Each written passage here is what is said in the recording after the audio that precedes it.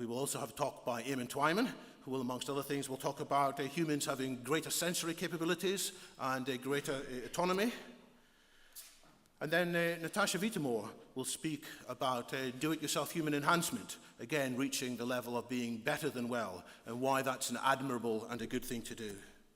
We'll have a talk by David Orban, who will talk about the Singularity University, which is an important initiative to spread more information about exactly what accelerating technology can accomplish in the near future, and about the risks and about the options we have for doing the best with accelerating technology. David will also talk briefly about the Internet of Things, which is one of these other imperatives, I believe, the next generation of information and computing technology.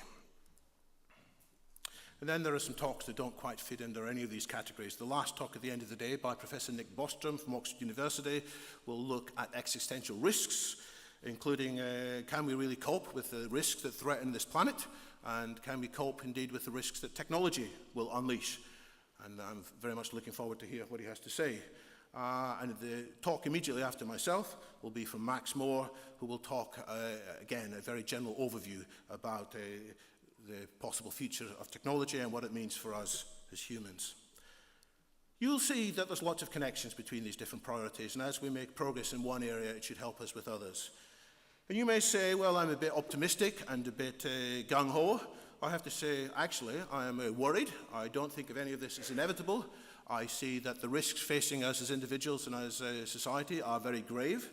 And I think there are also some temptations which look quite attractive to some, but which could derail this possible future vision. So very quickly I'm going to run through these, what I call 6 dangerous temptations. And one of them is indeed the view that, well, we can just stand and cheer from the sidelines, you know. We can say, hip, hip, hooray, I believe in technology, it's all going to happen. Well, I don't believe that's the case at all. I don't believe you can look into the laws of physics and say, yes, inevitably, society will get better. I think it's quite open what the future of society is, and it's down to us, indeed, what we do. We can individually make a difference as activists, as people who talk, as people who engage and give our time and give our ideas. One particular aspect of the view, well, it's all going to happen inevitably, is people who say, well, look, the free markets are very good. It generates technology, doesn't it? And this will allow us, therefore, to have all the kinds of enhancements that I've talked about. And whilst I say, yes, the free market has done marvelous things, I also point to the many terrible risks that we have been facing recently, and indeed throughout the whole operation of the economy. And so I don't take that view either. I say, yes, these are good strengths, but we have to show our wisdom in guiding it. As we get smarter, then we can guide this more effectively without choking the innovation. Other people will say, no, the best thing to go for is just do things the natural way. You know, nature is so beautiful and so tranquil and so well organized. And I understand why people say that, but I refute it as well. Nature is full of ugliness as well as beauty. Nature is red in tooth and claw.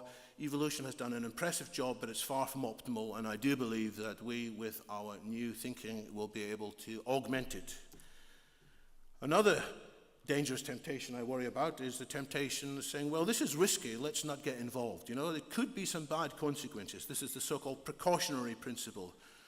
But I say we can't live that way either. Of course, we have to manage risks. Of course, we have to analyze risks carefully. But doing nothing is at least as risky as seeking changes.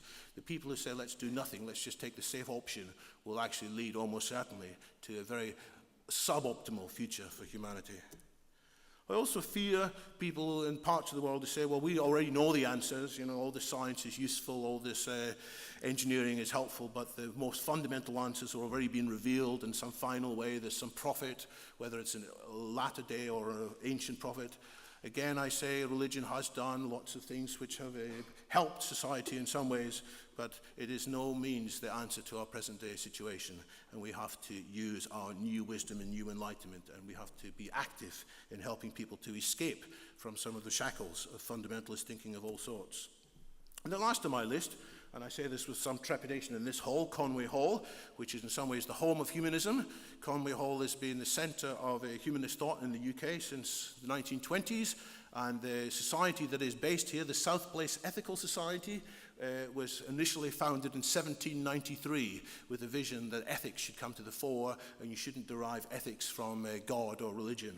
So with some trepidation in this rather venerable hall, I say no, nor should we think that humanism is sufficient. And nor should we think that the current state of humanity is the final stage of evolution any more than monkeys or mammals might have said, yeah, well, we've arrived, there's no need for any more progress.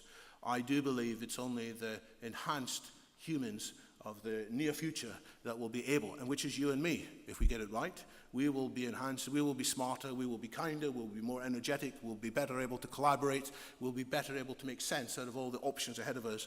And with our help, with the help of artificial intelligence, with the help of augmented reality, and with the help of all these smart devices, we collectively can take humanity to its true potential. So that is my vision. I do believe that these priorities are not sufficiently discussed by media as a whole, and I'm very glad that there's a significant audience here today to take that discussion forwards.